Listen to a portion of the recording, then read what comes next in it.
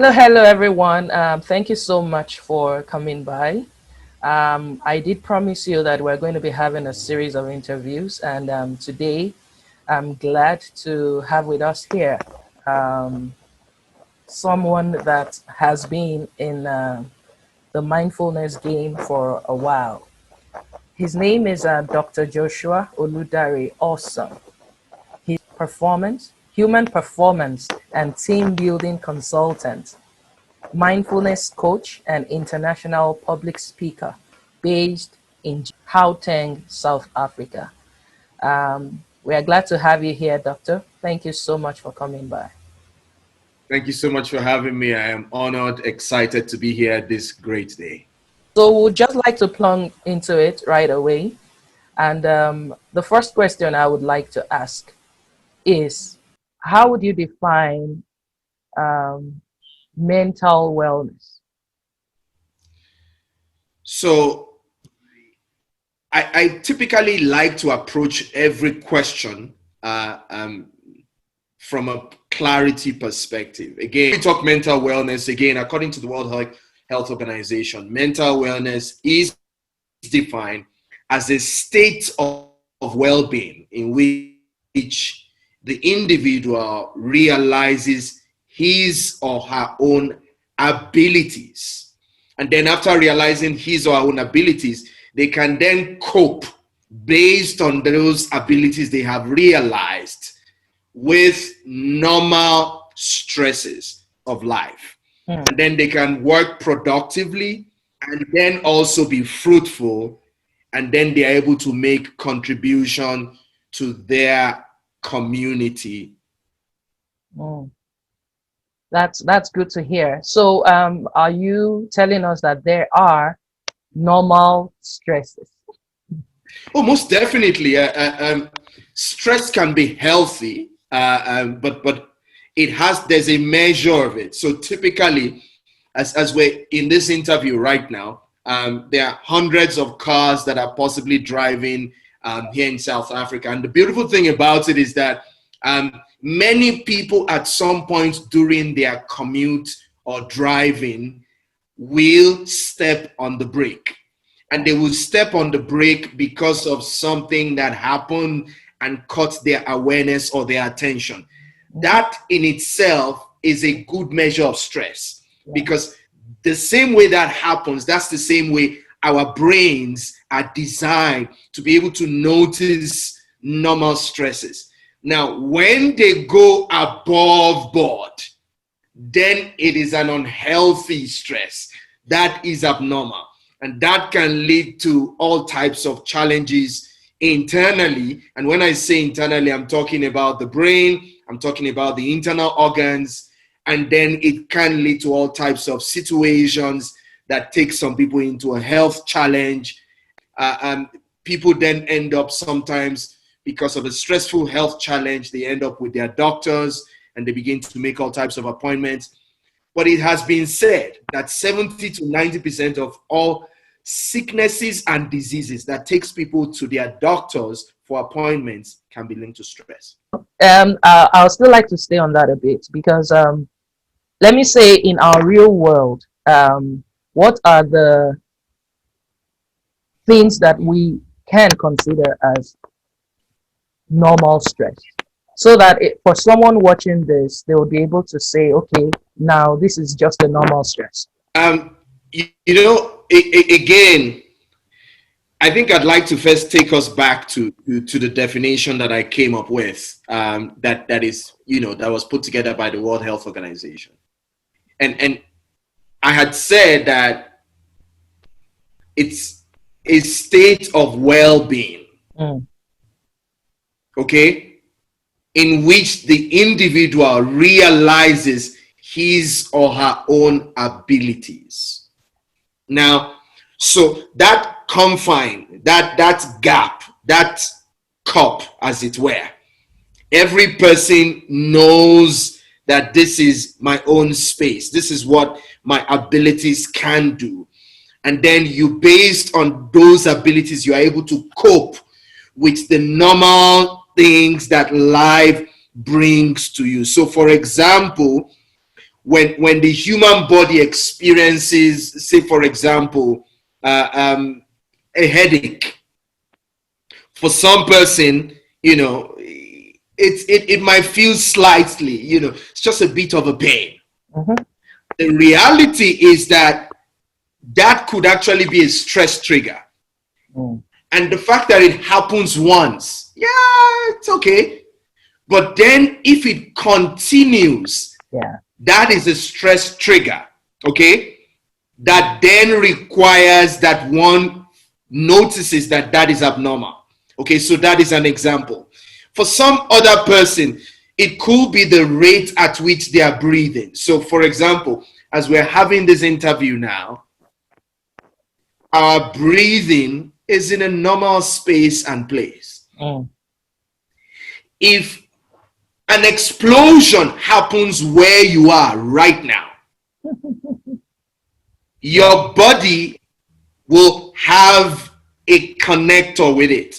So it will trigger, and that breathing will move from its pace to a different pace. Yeah. Now, we need to begin to notice these things. So the human brain is designed to recognize, and so it's designed to notice things like that, and then it can get into a fight mode or a flight mode or a freeze mode, and there's several ways by it. So for example, that could become abnormal at some point. In other words, if that keeps happening, so for example, some people are used to loud sounds. That is not normal. That is abnormal. Now, when you get too used to it, your brain, your body gets conditioned to be always functioning at that level. That could be detrimental to one's health. And there are several other things that one needs to begin to notice.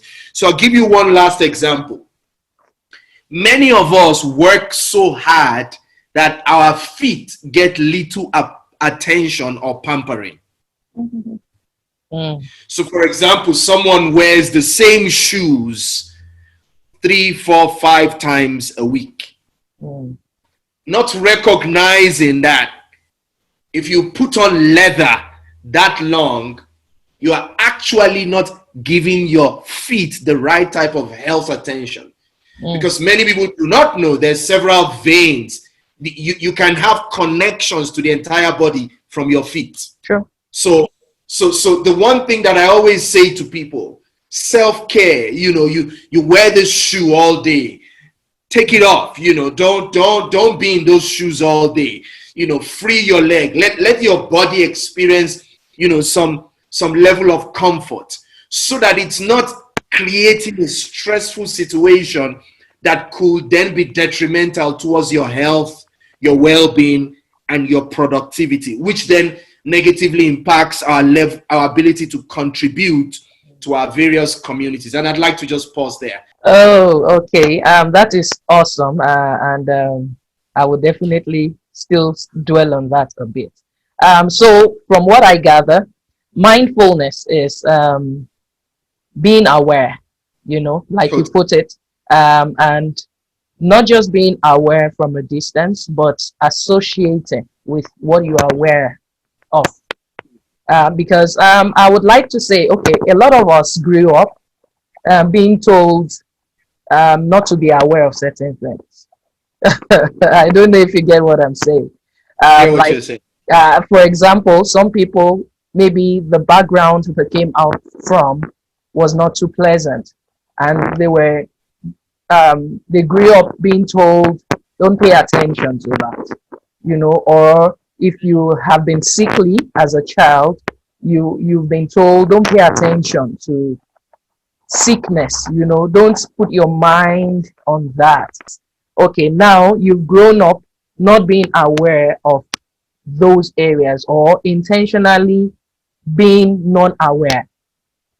Mm-hmm. So now that you are trying to get into a place of wellness, a place of wholeness, how do you map your way back to being aware, and positively so? Because really there is no point being negatively aware of something. It only brings fear and you won't do the right thing with them. So how do you All right. bring yourself to that place where you become positively aware of situations around you? So you've used the term positive and aware. Sure, sure. We should be aware of what is. Mindfulness is the awareness that arises from paying attention on purpose. Mm, Now, and when you pay attention on purpose, you should not just pay attention on purpose. You should pay attention on purpose and you should do it in the present moment mm, and non-judgmentally. yeah. Simple. Now, whether we have the resources or not, it should not be a reason to be uninformed. Sure. Whether we claim to have had a challenging background does not mean that we should not pay attention and be aware on purpose and be in the present moment non-judgmentally. Mm, So the reality is that the background we came from should not govern the decisions we make about our health.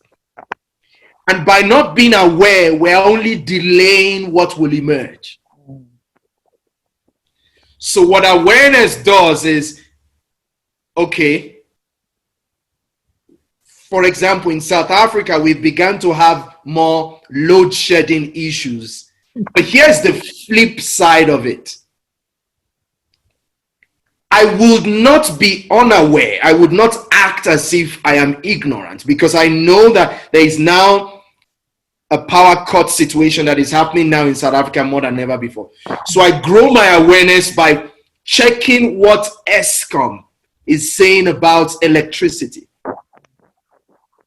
Okay, and recognize when they are able to give more electricity and use that as an information yeah. to keep me aware.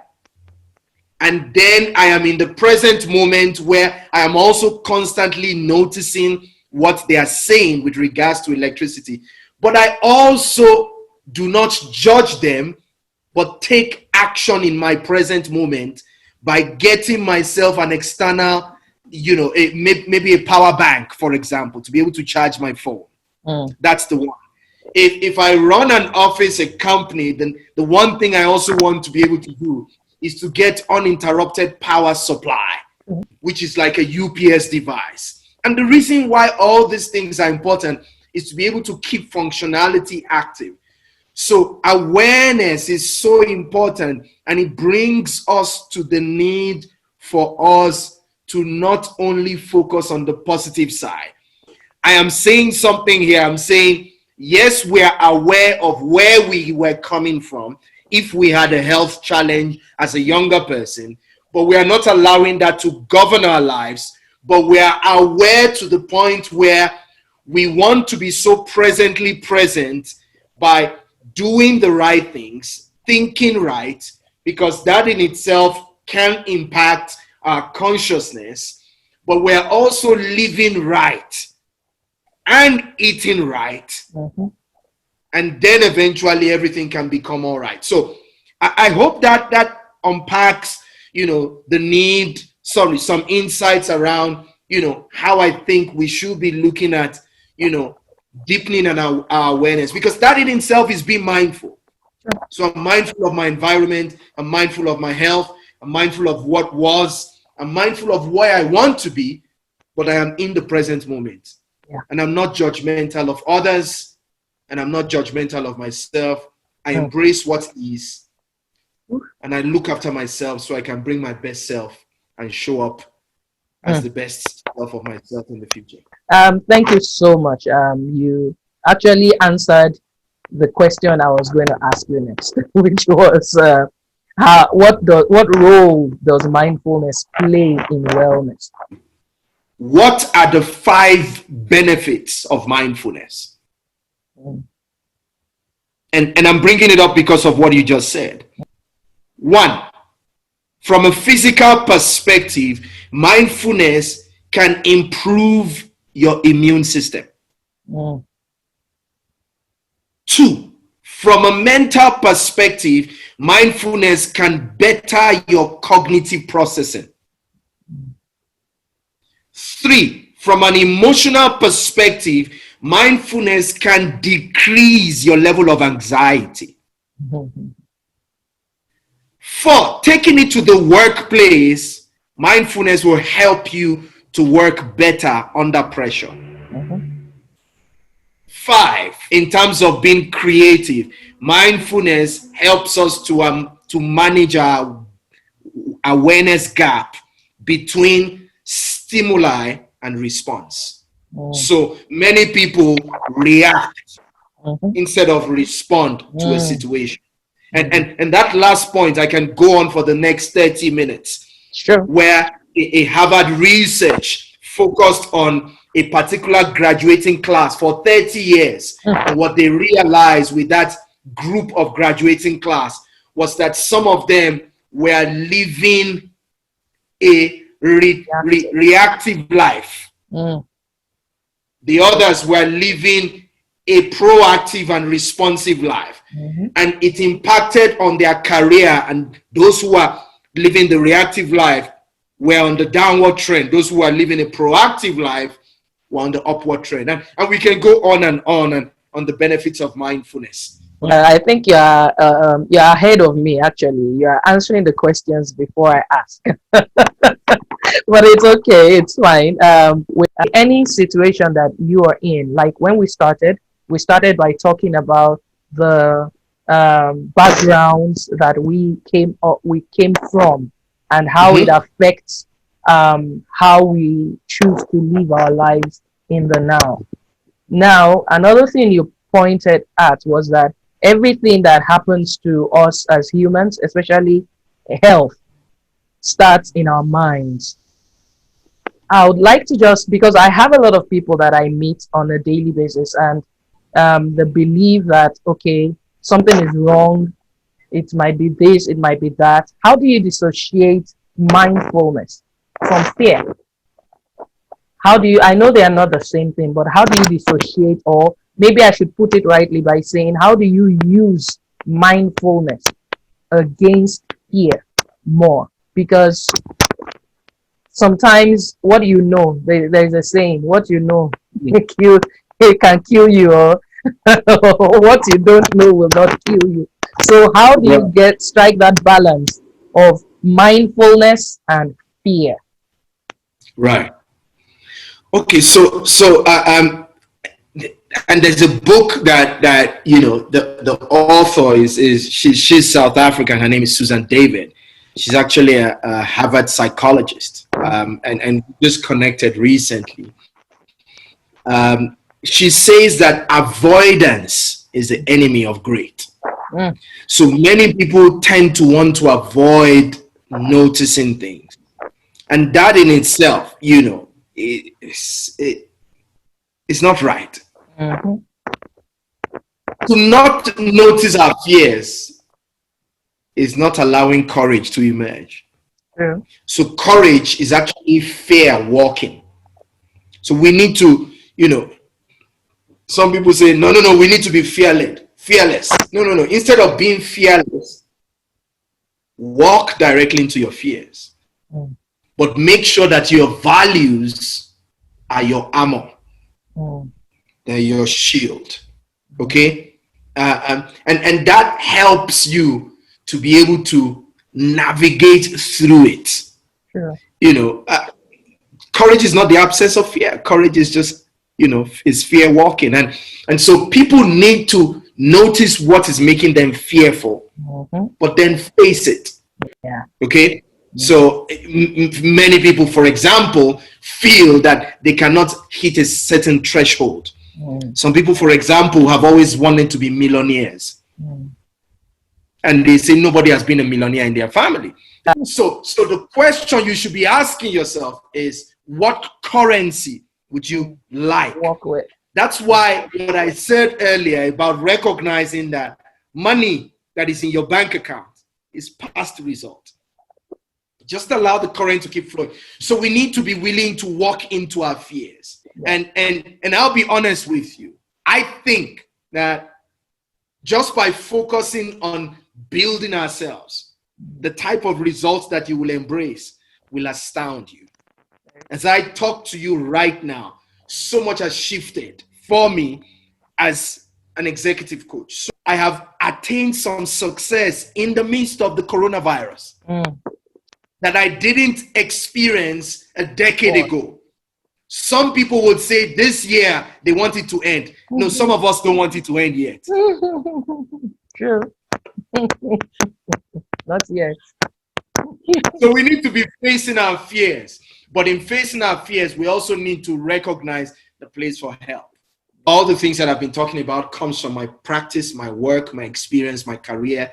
And I can tell you one thing. If all that I have shared is taken as a book, a rule book for any one of your viewers this year, by this day next year, if they have taken it as a rule book and have lived by it, they will not be in the same place. Yeah, very true. Very true. Oh, thank you so much. And as we round off, I would just like you to, from your end, what would you like to say to our listeners, our viewers right now, and the world in general, on how to approach wellness from the place of mindfulness? Okay, so I think the first thing I'd like to say, and I have a couple of quotes that basically, talks to several things that I have highlighted. And I think, let me take it from the last one. You were talking about fear. Sometimes fear is a teacher that is trying to take us to a place where we were or a place we have been. So from a cognitive psychology perspective, that could be a trauma situation. And so what I tend to want people to take note of is that trauma is actually a trigger that turns the triggered inwardly into a web backwards. Now, I've never heard this from anybody. These are my words. Okay, I'm going to say it again. Yeah. Trauma is a trigger that turns the triggered inwardly into a web backwards. Yeah. Now, the latter end of those words is setting oneself free, is sitting with the emotions. And when you sit with the emotions, you are able to soar upwards into a new space that is beckoning on you. Because a new space is always beckoning on every one of us. Yeah. Always. Always. Okay? And this statement I just shared right now talks to that situation about fear that you talked about. So to be able to transit from that place, the next thing I'd like to say is declining to take action in the right direction nullifies strength. And it does it slowly. But surely it then sends one down a slippery slope in error. Now, what I'm sharing to you again is talking to that question around fear that you asked. So for me to basically close, the only thing I'd like to leave with everyone who is listening are this quote of mine. Every child is born mindful. Living daily from a mind fully aware is a gift that every adult can return to through practice. Yeah, that's huge. Thank you. Thank you so much for taking time out of your very busy schedule to be with us today. We appreciate you, and we would like to wish you the very best in all of your endeavors. We will be definitely seeing you again if you will grant us the opportunity. But of course, on totally different terrains, on totally different topics than what we have looked at today. Yes, At please. the Awesome Coach, Twitter at Awesome Coach. Yeah. We'll put it up in on the screen as well, and then on the link below. Please check him out. He's been consistent. Would like to end this session right here and right now, and we'll once again just like to say a very huge thank you. Thank you so much for being a part of Thank our you so much. gift. All right. Thank you so very much. It was a pleasure having you. Bye. Bye. All right, people. Thank you so very much for uh, being a part of the meeting today. It was really eye-opening and it was motivational. I know a lot of us knew a thing or two about mindfulness, but hearing it from an expert in that field rings home some more truth. And I'm sure we'll pay more attention to how we approach the mindfulness aspect of our lives. And just like we've been told, it's not only positive things you should be mindful of. You should be mindful of the negative as well. But what you do with what you're mindful of is what eventually tells how smart you have used the mindfulness to your own advantage. And believe me, you can use it to your advantage. Thank you so much for watching. See you in the next video.